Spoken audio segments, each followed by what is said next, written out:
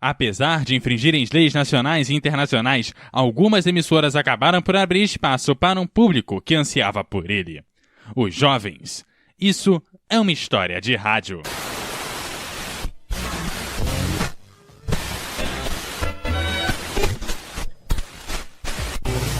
História de rádio. Ao final dos anos de 1950, na Itália, na Bélgica, na Holanda, na França, no Reino Unido e mais uma série de países, a rádio era um monopólio do Estado e seus programas não tinham publicidade e se dirigiam a um público majoritariamente adulto. Mas em 1958 as coisas começavam a mudar. Aliás, dizem que a primeira rádio pirata a operar de forma regular foi a Rádio Mercur, situada no estreito entre a Suécia e a Dinamarca. Pouco depois, chegou uma das mais importantes, a Rádio Verônica, que começou a transmitir a partir da Holanda em 1960. Porém, o objetivo era chegar na Inglaterra, local que tinha a cena musical mais importante do mundo. Naquela época, a BBC somente transmitia 2 horas por semana de música pop.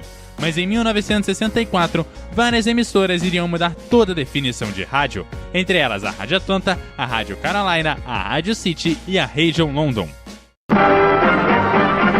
This is Radio London and the Colgate-Palmolive Requestar.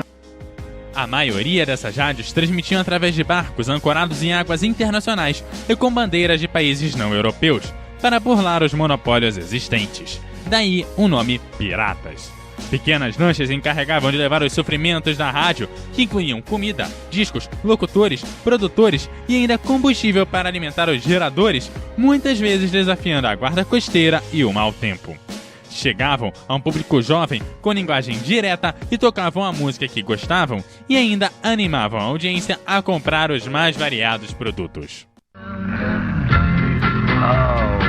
Folks, the meaning behind these words. I mean, have you ever heard such meaning as dum dum dum dum-de-doo-wah, whoa whoa, whoa yeah yeah? Well, it gives me a certain feeling.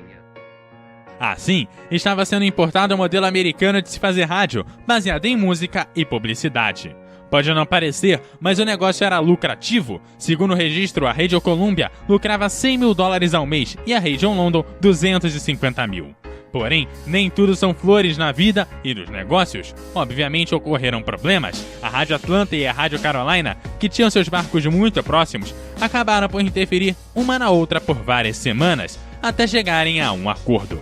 Porém, foi a Rádio Verônica que protagonizou o pior incidente, contra uma de suas concorrentes, a Rádio North Sea, que também transmitia para a Holanda. O dono da Rádio Verônica contratou um grupo de sabotagem para instalar uma bomba na North Sea, provocando assim um incêndio que chegou à sala de máquinas. Após perderem a comunicação com a costa, membros da Radio Sea enviaram o SOS através dos seus locutores.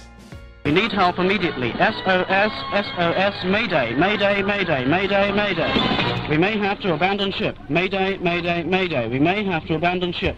O medo dos tripulantes era sair das águas internacionais e entrar nas águas holandesas, gerando o confisco de equipamentos e do barco, deixando assim o caminho livre para a Radio Verônica.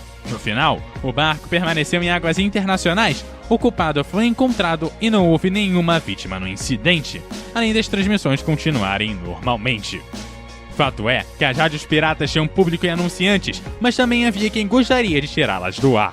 Dessa forma, foram feitos vários acordos nacionais e internacionais. Na Inglaterra, foi a Lei de Infrações Marítimas, que entrou em vigor em 1967. As emissoras, claro, protestaram, pedindo inclusive que seus ouvintes enviassem cartas ao primeiro-ministro, mas uma a uma as rádios foram desaparecendo.